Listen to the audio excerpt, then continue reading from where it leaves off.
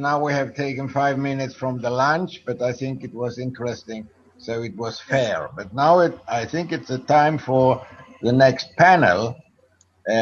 Dr. Ishaq Tijani from the University of Dubai in the United Arab Emirates, and he will be the speaker. And he has written this paper, which is called Literary Radicalism, Layla Uthman as the Nawal Dawi of Kuwait. He has written that together with Dr. Imad Nsiri from the American University of Sharjah, also in the United Arab Emirates. So the floor is yours, Dr. Ishaq Tijani. Thank you very much. Can you hear me, everybody? Yes, we can. Or I can. Great. Yeah. Can you see my screen as well? Yes. Great. Thank you very much. I'm sorry there may be some background noise from my side. Occasionally, I've tried to silence everyone. I hope they will comply. Yes, I know most of the participants are specialists on Dawi, and much has been said about her. But we believe, based on the theme, the general theme of this conference, Dawi has had a lot of influence on Arab women in general, and even women in the world, across the world, either directly from the point of view of literature and writing, or even biologically with regard to the issue of the female genital mutilation. So myself and Dr. Imad Nsiri, we thought of examining how Layla Uthman, a Kuwaiti woman writer, can be compared to Nawal Dawi. Dr. Imad and myself, we have been working on the translation of some works by Gulf women writers. And Layla Uthman is one of the writers we've chosen to translate and discuss. Basically, here is the abstract, which is to show how Uthman has done close to what Dawi has done in Egypt. Uthman has done it in Kuwait as well. Although there are big differences between them in terms of global popularity, in terms of the types of work they write. Yes, there are big differences, but there are some levels or areas in which they can be compared. So we are going to discuss all of this, and we'll refer to some other women as well. So to save time, here are the major points. Dawi writes both fiction and non-fiction. Layla Uthman writes mainly fictional works. She doesn't have too many non-fictional works. And there are reasons for this. Most of Dawi's fiction do have strong autobiographical presence, as many scholars have tried to prove and establish. And as I said, she writes polemical works, which Uthman does not. But most of Uthman's fictional works are much less autobiographical compared to Dawi's. Now, banning women's writing, much has been said today as well on why Dawi's books were banned. Yes, just like Dawi's book have been banned in Egypt and perhaps many other Arab countries, so also Layla Uthman's works are banned. Most of them are banned in Kuwait and most of the Gulf states, the GCC, Gulf Cooperation Council states, the 6 oil-rich countries. So if you go to Kuwait, for example, I tell you an experience. I went to Kuwait and I went to a bookshop trying to buy a book by Layla Uthman. Then the bookseller called me. She was a woman. She said, "What did you say you want to buy?" I said, "A novel or short story, something like that." I mentioned the title by Layla Uthman. She said, "Come inside the room, come inside the office." not in the floor of the shop. So I went inside. She said, I have one copy of her book. I will sell it to you, but never tell anybody where you got it from. I said, no problem. And never tell anybody you visited my office today. I said, no problem. So even in Kuwait, the scholars, I mean, the bookshops or the libraries who have our book, they hide the books. And I believe most of the Gulf countries do the same, because most of the time, anything that affects one of the 6 GCC countries, they apply the law across the board in most economic, social, cultural, most of the time, apart from some minor differences between them. So this is just to tell you how Uthman's works are not very much available, even in Kuwaiti bookshops. And at a point, she stopped publishing in Kuwait, just like many of her contemporaries or fellow Kuwaiti writers. Now, another point is, both of them discuss almost the same thing. The difference is, Uthman has avoided some topics, which Asadawi has been very, very eager and always willing to discuss. Yes, they both discuss women oppression in general, like many women writers. But as we all know, Layla Asadawi has been one of the major promoters of the fight against the female genital mutilation, FGM. And she discusses most of these issues, including prostitution, sexual, domestic violence, women's. She discusses all of this in her works, fiction and non-fiction. Whereas Layla Uthman has tried to avoid some topics. She has tried to avoid some topics which she believes are very controversial, or she cannot withstand the outcome, or for whatever other reason. So as we have seen, yes, Layla Uthman also discussed taboo subjects such as sex, flirtation, prostitution, even lesbianism, like Asadawi. Nevertheless, she has avoided some topics, which I'm going to discuss later. So they both are comparable to a certain extent in terms of the themes that they talk about in their works. Now, one major problem is this issue of FGM, or what is called clitoridectomy, that is the female genital mutilation. You will hardly find not only Layla Uthman, but most of the Gulf women writers, or even Gulf writers, Arabian Gulf writers, they hardly discuss this topic. Hardly. So, unlike Asadawi, Uthman has avoided this topic, particularly in her best period, her most productive period in terms of literary production, 1970s and 1980s, when she published, Uthman published her best, so to say, collections of short stories and novels. She avoided this topic completely. Whereas at that time in Kuwait and much of the Gulf country, of the Gulf region, that the practice was still very rampant at that time. Nevertheless, she avoided it. Now, one of the very few Kuwaiti or even Gulf writers who have discussed the female genital mutilation in their novels is Fawzia Shuaib Salim, a Kuwaiti novelist. She has been one of the major writers in Kuwait, focusing mainly on the novel, but she also has some plays and some poems. She has discussed these and other issues in some of her novels. So the novel is titled Muzun, published in 2000. But the question is, could Asadawi have had some influence on Asalim in particularly discussing FGM in her novel?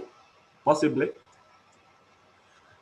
The main contention is, okay, by the time Muzun was published in 2000, FGM was no longer a major problem in the Gulf states.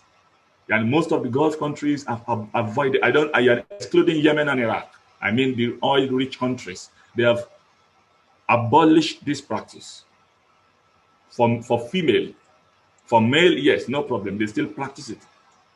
But khitan for female has been abolished by the new millennium.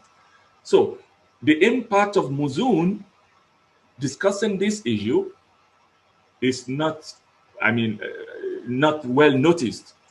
Although the novel was not published in Kuwait. Perhaps, maybe, if it was published in Kuwait, it must have been banned in Kuwait. So there are some issues that one can raise, but I believe in one way or another, directly or indirectly, the influence of Asadawi on most of the Gulf women writers cannot be overemphasized.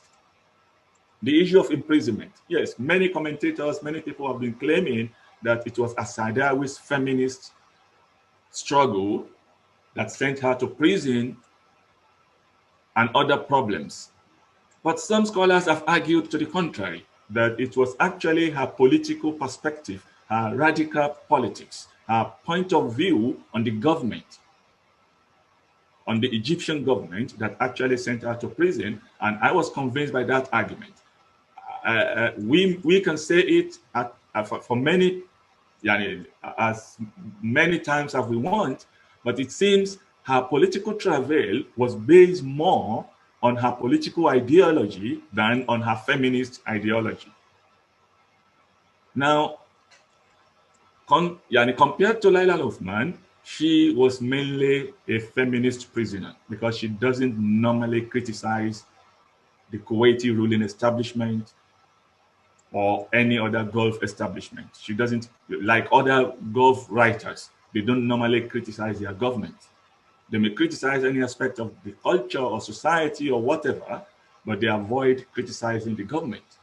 So Al-Uthman was mainly a feminist prisoner based on the contents and her language, the way she discusses some issues in a way that are considered much more offensive or explicit.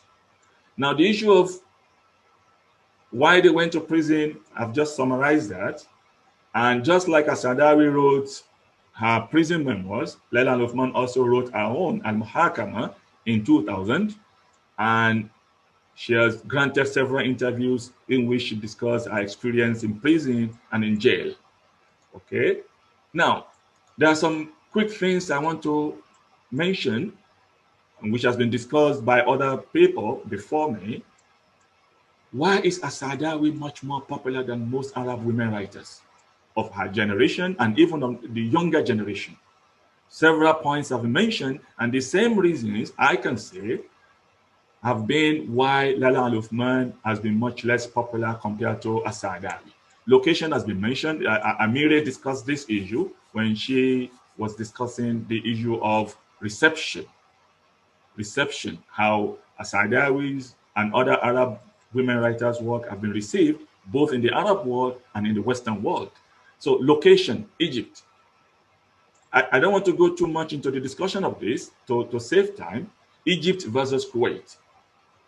Everybody knows that for the past almost 200 or more years, Egypt has been one of the most famous, if not the most famous, the most strategic center of Arab cultural and literary production. And we've had so many works, books, scholars, writers coming out of Egypt. In the case of Saadawi and Al-Uthman, Saadawi is from Egypt. She has lived in the Western world. In many universities, she has taught. She has more physical presence on the global scene than Layla Uthman. Layla Uthman hardly go out of Kuwait. When she goes out of Kuwait, she either comes to another Gulf country or occasionally on holidays to any European country. So she has never really lived in the West or in other country apart from Kuwait. So you can see how as Saadawi's exposure to the rest of the world has helped her, has contributed to her popularity, whereas Layla Uthman's has been much less restricted to a Kuwaiti or Gulf region. So translation has also been another major problem. or major reason why Asadawi has been much popular than many Arab women writers. This has been discussed also by other scholars, many of them, and Amal Amire discusses this issue as well. Yes, most of Asadawi's book have been translated, whereas very few of Layla Uthman's book have been translated. So,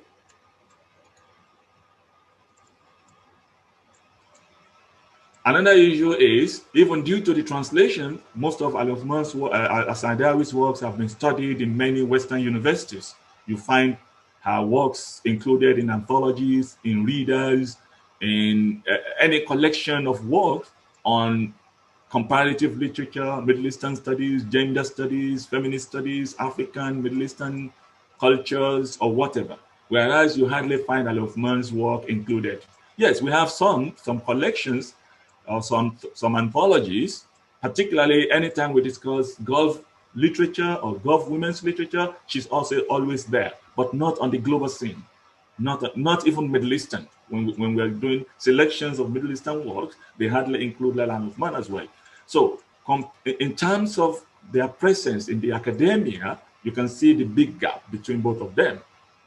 As I said before, Asadawi writes polemical works, discursive works, many examples that have been mentioned today, and there are many others out there, whereas these types of work, Al-Uthman doesn't normally write them. Apart from her prison memoir, she hardly writes something else that is non-fiction. Hardly. Now, style and diction, their approach to their topics, the way they treat their subject matters. Yes, it is known that Asadawi, and many scholars do not, many critics, let me say many masculinist, androcentric, male-centered critics. Let me say that. I think most of our colleagues here will be very happy by specifying. Yani many male-centered critics do not see Asadawi as a fine fiction writer, whereas Al-Uthman is considered a very good fiction writer, at least from the context of the Arabian Gulf literature. And she is considered among the best, not just among the women writers from the region, but among the best writers of fiction from the region. The reason why many people always underrate Asadawi's fiction, I believe, is because she's always compared to other scholars, to other Egyptian literary icons most of the time. And this point has been mentioned by many scholars. And feminists do always argue against this type of, or this way of thinking, this way of looking at women's literature.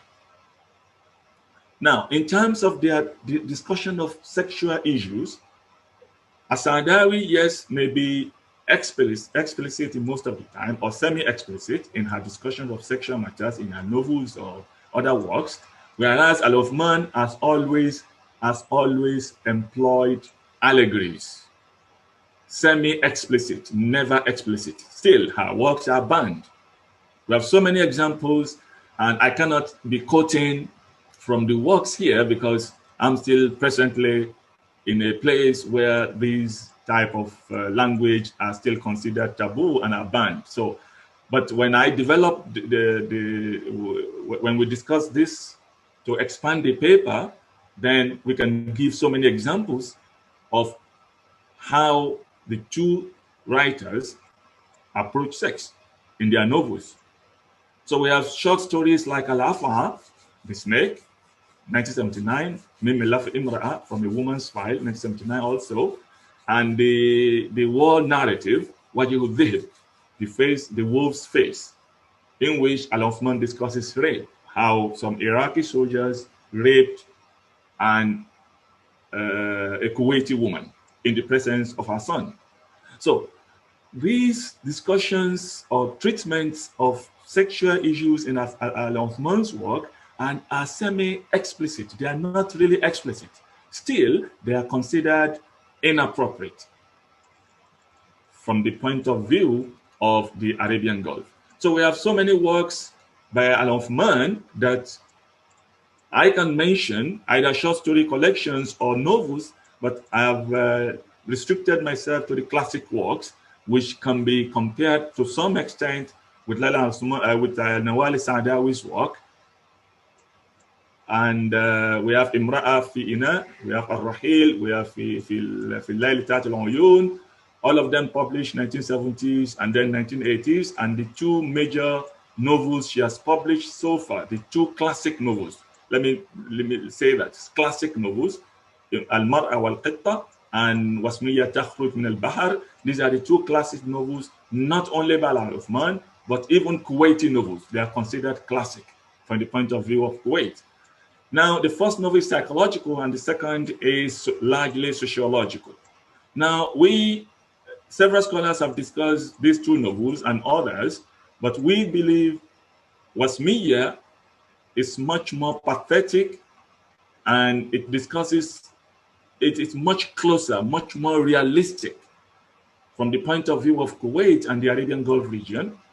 One of the reasons for this is because the book treats both male and female as victims of society. So one cannot but feel some empathy towards the two major characters in the novel. Now, to move forward first, because of time, the issue of language, the narrative discourse in Arab women's fiction. I'm very happy that some of the previous speakers mentioned Sabri Hafiz. Sabri Hafiz is a professor of Arabic language and literature and specialist on the novel and short story. And she has discussed Arab women writers, and she also compares As-Saadawi and Layla al-Uthman. And one of the problems we've always had with him is the issue of claiming that Arab women's adoption of the male dominant narrative discourse is purely imitative of men, that Arab women cannot create their own narrative discourse. So some scholars have argued against this, and we believe we want to add to that point. Number one, Sabri Hafiz was relying heavily on Elaine Showalter's concept of feminist, feminine, and female in terms of literature. Yani, which one describes women's writing. And she considers most of the 20th century Arab women writers as just imitating the male narrative discourse, uncritically imitating men. And so many scholars have argued against this, not only with regard to the Arabian Gulf, with regard to the Arab women in general, but also to third women and women in general. Mohanty and a lot of other scholars in a book published in 1991, they argued against this. They have said it many times. For example, I will read this quote. It is immaterial whether a literary work represents women's resistance against male domination in an explicit or implicit manner, and whether they are confrontational or non-confrontational. What matters is the women's representation of other women's exhibition of any form of resistance to male domination. It doesn't matter which language, which approach, or whatever they have used. And I agree with that, and we are going to emphasize this as well when the paper is further developed. So now, several scholars have discussed this, and they have argued the same way like Sabri Hafiz, and this has been countered by other scholars as well. And this paper is going to further reinforce that argument that women's narrative discourse is not always imitative of men. They may adopt male way of writing things for their own feminist cause. For example, in an interview which Layla al-Uthman granted in 1998 in Al-Qabas, she said, in our novels, Al-Mar'a wal-Qitta and Wasmiya, what I have been able to achieve in the two novels is a detachment from myself. In them, and in the two novels, I dropped the female skin and I took on the character of the male narrator and protagonist. So this is to show not just that women writers are always imitating men, but that they may use any style they like to support their own feminist cause. So to save time, there's a point here, whether directly or indirectly, it is obvious that Kuwaiti women writers, Arabian Gulf writers, Layla Uthman inclusive, have been influenced by Asadawi and other Arab women writers like Hanan Sheikh, like so many of them. They have been influenced. Concluding notes. I know I'm running out of time. You have 5 minutes to go. How many minutes? 5? Yes. Thank you. Thank you. Despite Layla Uthman's low level of education, she did not graduate from high school. She couldn't for family reasons. She has still been able to be self-educated and to give herself a place in the Kuwaiti literary scene. She's one of the most respected writers in Kuwait, not just among the women. And also, despite a huge difference in their level of education and in the fact that they are not at the same pedestal in terms of global popularity, we can see the similarity between them, that Al-Uthman has strived to reach at least, I would say, around 50 or 60% of what Nawal Sadawi has been able to achieve. Al-Uthman is very popular in terms of interviews. Yes, just like Sadawi, she grants both electronic print interviews, just like Nawal Sadawi. Al-Uthman is no longer the most profound woman writer from Kuwait, and there are other writers who have, but she's the most outspoken and one of the front runners of the struggle for women's freedom, women's liberation in Kuwait. So, to save time, I have a video that I want you to see just briefly to support my point on Asadawi, on Layla Uthman.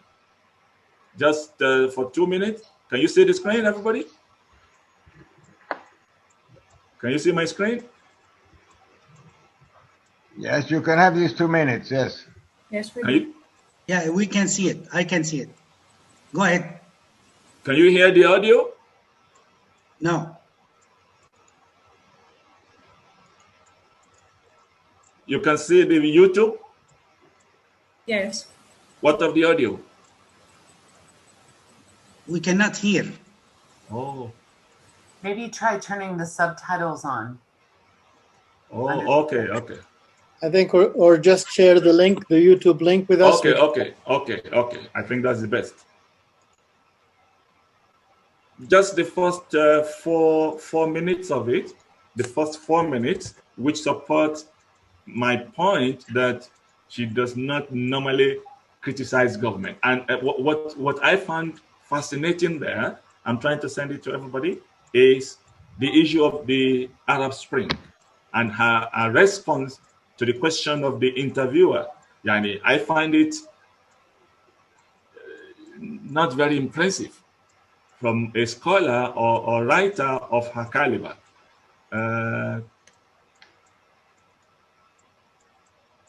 So I will send the link to everybody, just 1 minute. This is YouTube link. Can you see it? Yes. Yes, Thank you very much. And that's the end of the presentation. Thank you very much. And I thank Dr. Imad Insiri for his great contribution to the paper. Okay, thank you very much, Dr. Tijani. We have, well, we took 5 minutes from the lunch, so we have a couple of minutes, very few, if there is any question.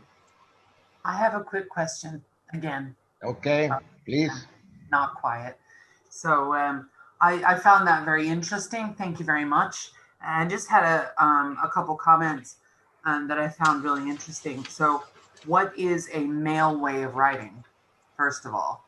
And for me, that that immediately assumes I'm to be accused of by critics to be writing in a male way of writing immediately says that there is a female way of writing and creates a dichotomy straight away. So they're just social constructs. They're just people writing. I wouldn't agree that all females write one way and all males write the other, of course. So what I love in Nawal's, I can't remember which section it's in, But for me, the female essence in her writing comes out in what is actually, it's not in comparison to anything that's male. It's within herself when she's dancing in the prison with the women of all different backgrounds and classes. And yes, there is oppression, and yes, there is male, but there's a celebration of femininity in that dancing with other women that is just female, I would argue. And then finally, well, yeah, no, actually, I won't go on. I just don't let other people talk. But that's my viewpoint. I don't know if anybody agrees or disagrees. Well, is there anybody else? I think Mr.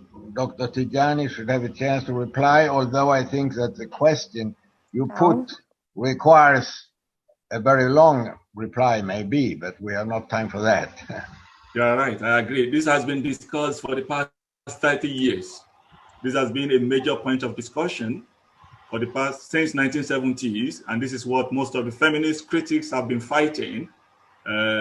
Susan and Gubar and Gilbert, Kate Millett, a lot of scholars, Anglo-American scholars have been discussing this in so many books, The Mad Woman and in the Attic, a lot of works on this. And it's a very long discussion. Yes, it's a very good point, which I like. Okay, thanks a lot. Then I think we will have to conclude, and I give the floor back. If you don't mind, we still have a couple of minutes. Thank you very much. Quickly. Thank you very much. Can I also say something? I need to acknowledge somebody also. Yeah, Dr. Per.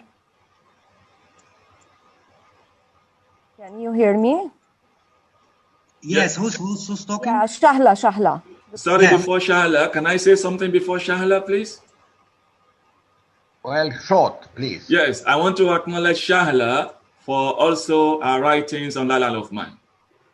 Oh. and other Kuwaiti women writers. I've read some of our interviews or brief comments on Kuwaiti women writers. Thank you very much. Yes. That was a politically wise thing to say. That's almost like a preemptive strike before Dr. Shahla says. Yeah, thank you. Yeah. Thank you, Dr. Tijani, for that approach, Layla Uthman, because I think she is a leader, she is a fighter, and the difference is between the cultural context between Egypt and Kuwait. Layla is my friend, and I know how she's very, very. She has a common thing between Layla and Nawal. They have an innocent, clever, smart innocent, actually, in their life and in their writing. But I think the complex, the petrol complex, reduces the suffering of the writers the leaders in Arab Gulf. This is actually we reduce their suffering, and the pity is the woman there, and maybe in the Arab world, ungrateful for their experiences. That's the problem with them, and of course the difference between them for the academic achievements.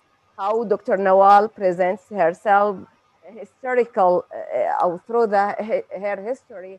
How Layla presents herself, but they have the same suffering with suffer with the woman, the men and the woman, and that the prison, the political issues, the regional, the religious issues, actually. With the brotherhood there, here and there. That's I appreciate that you go through the Layla's achievements. Thank you. Thank you very much. I agree with you. May I say something quickly and to this? Okay, that will be the final word, I think. Yes, right. I just and this is really for discussion, especially to Dr. Shahla. I mean, there's something to say. The big difference between Nawal Saadawi and Layla Al-Uthman is Nawal Saadawi is a raid, I would say, or a raid on the Holy Trinity, يعني الثالوث المقدس، الجنس والسياسة والدين. And I think Layla Al-Uthman is not as a fighter in these three. Probably I see her more in the easier of the three of the Trinity, which is sex. Definitely she makes a big difference. But on terms of politics and in terms of religion, which are the hardest thing really to touch in the Arab world, no one, man or woman, can equal Saadawi in this. I mean, as much as I appreciate Layla Al-Uthman or any Arab writer, nobody can get close. And I think that's the main reason why Saadawi is beyond and above. Thank you, guys. Yes. I have a... Okay, well, we have to go back to Dr. Per. What do you think? What do you think we can give few minutes, and that would be at the expense of lunch? For lunch, we have scheduled an hour and a half. Now, an hour and 25 minutes, maybe only an hour and 20 minutes. But that's, I have to defer to the authority of the chair. I think you are the chair of the lunch, so you. Okay, I'm the chair. Okay, before I will definitely give, let us say, about 5 minutes for the official discussion, so that we can conclude after 5 minutes. But please don't go after the 5 minutes right away, because we need to take a photo of all of you. And please turn on your video and allow us to see your beautiful faces, so that for the purposes of our own institution, they want to take a photo of all of us, so for publicity and so on. Okay, so we're going to take a few minutes, starting with Dr. Jaramani. Okay, thank you. I was waiting when I heard the presentation. I was waiting to hear the differences between the both characters, the famous ones, and because of that, you didn't do that, Dr. Ishaq. So I started to think in the differences. So let me say maybe that Layla Uthman, she remained affiliated between between the public as one of the elite in Kuwait, while Nawal al-Saadawi was very close to the street and interested in the reactions of the people in the street. As a reader, and I speak that about as a reader, not as a writer, because I appreciate, yeah, definitely the work and everything she did, Layla Al-Uthman. So perhaps due to another differences between them, which is the extent to which each of them writings to associated with within the ambition of social change. Maybe we have to discuss this too, or to take in our consider. Does Layla Al-Uthman wanted in her writing to do a social change, or just to virtual online? I'm usually saying. Excuse me. Okay, so this is another thing, because the speaking in politics and in religion, and it was a little bit yes, we can't see it so much as in the writings of Nawal Saadawi. So maybe because of that, because you didn't mention that in your presentation, so I went to think in this thing. What's your opinion, Dr. Ishaq? Thank you very much. Well, I think some of the colleagues have summarized this in the chat. You see, the major difference between them, we have two different contexts. They are both the same from the socio-cultural context, but they differ from the political context. The political context in the Gulf region is different than the one in Egypt.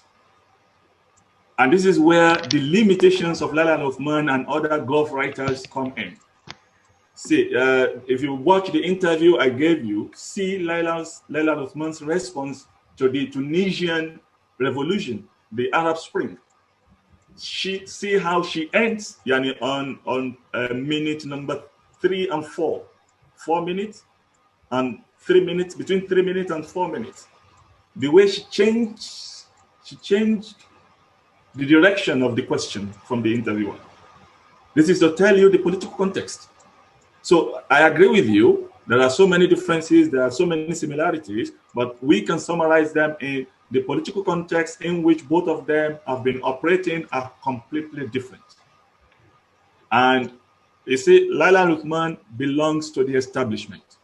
She's among the elite of Kuwait. Saadawi refuses to be. Yes. I believe. Yes. Yes. She refuses to be. Yes. Layla and Uthman continue to wine and dine with the elite, with the super rich Kuwaitis. I'm not sure about whining. Dining, yes. And then having Masafi water, maybe. All right. Okay. If I may, Dr. Per, I'll take over now. And I thank you very much for running this panel. May I suggest the following? First of all, let us find out where my wonderful assistant, the genie in the the bottle, Nuran. Is Nuran around? Hello, Nuran? Yes, Dr. Shamil, I'm with you, yes. You are with me. That's absolutely wonderful. Very reassuring, Nuran. Thank you. Know? Okay, so Nuran, how are we going to have a photo? I don't have the technical... yes, I will contact the IT right now. If you can ask them to do that while I continue to talk a little bit. What do you, my good colleagues and friends, think of this idea? First of all, I see what a wonderful group that you are. And I really mean this seriously. I remember that I have kind of I've gotten to know you through your abstracts and correspondences and requests and so on. But now I see that I know many of you actually as friends and colleagues and former colleagues. And I would like to suggest the following. We have scheduled the program as to allow us some generous breaks. For example, an hour and a half for the lunch. Now it's not exactly an hour and a half. It's just an hour. Okay, yeah. What do you think of this idea? We don't turn off the communications. We don't turn off the Zoom, you know. Yes, we can continue to talk. Whoever wants. I personally, I'm going to get something like a really nice croissant in here, right? And coffee. And maybe some other things, and sit here and just listen to discussions amongst you. The whole idea is that I do not wish this to, I want to take advantage of the Zoom communication or this new communication. I don't want this to be switched off. I want this to continue so that we can talk, so that, you know, Dr.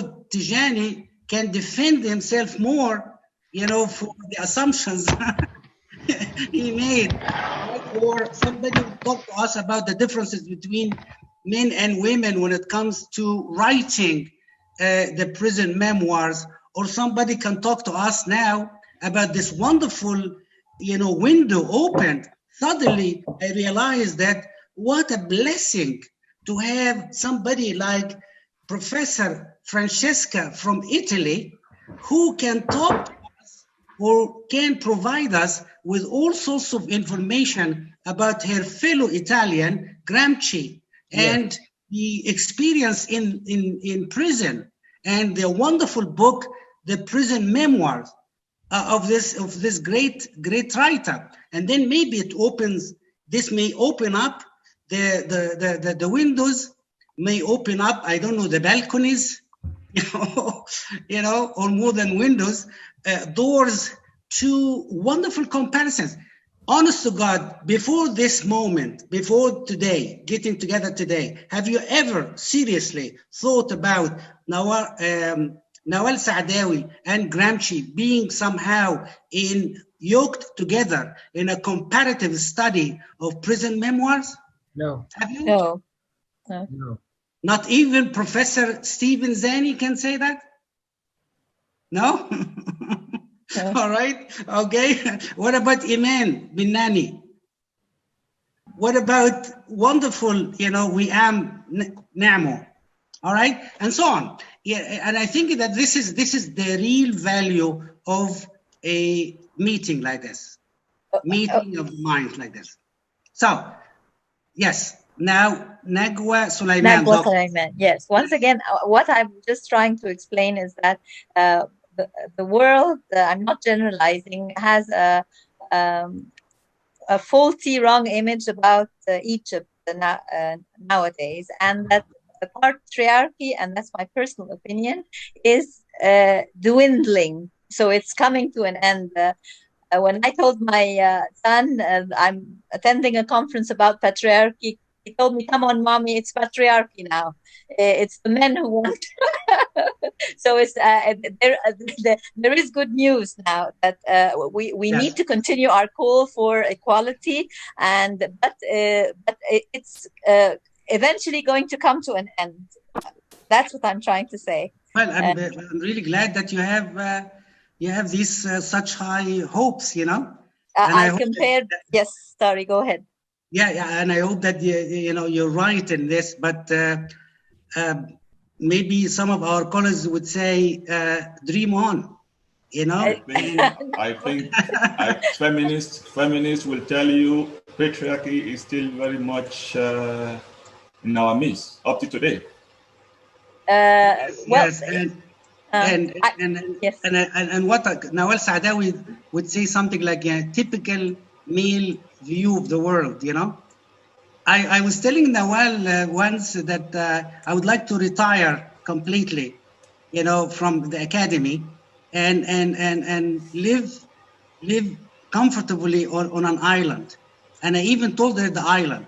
I said Qarqana in Tunisia, which I love. It's a wonderful, and I said, I don't want to work, and I'm just gonna sit there and waiting for the seagulls to bring me a grilled fish every day. And then I would be drinking, there is a special drink from the date trees in Tunisia called ligmi, whatever. And then I said, and then while writing my novels, I would hear the mermaid sing for me, which is G. Alfred Prufrock cannot claim, And immediately she shot back, typical man. So, I even said, but Nawal, are we not friends? Wouldn't you want me to dream on a little bit? Anyway, I don't want to take a longer time, and I'm going to ask now Noran to tell us, did you take a photo? It was mentioned that the photo. Photos, yes. It was taken. Okay. Yes. So I think that what I can do, to be fair to everybody, but at the same time open the door for discussions, we can allow me to conclude and say this is now going to be officially the end of that session and the beginning of our own lunch break. However, I'm not going to turn this off, and you don't have to do that. And you can continue to talk to each other, not necessarily through me or to me. Talk amongst each other. And if some of the speakers can be around, we can discuss more. Please think about these issues. Think about comparative work, because this is the quintessential message of our journal, which is Arabic and World Literature, as well as this conference. It is a discussion amongst different minds. Okay, so let's enjoy that. So I hereby, I don't have that gavel, I don't know, I have a stapler. Can I do this with a stapler? All right, conclude, and I say, okay, session is adjourned officially, but you don't have to go away.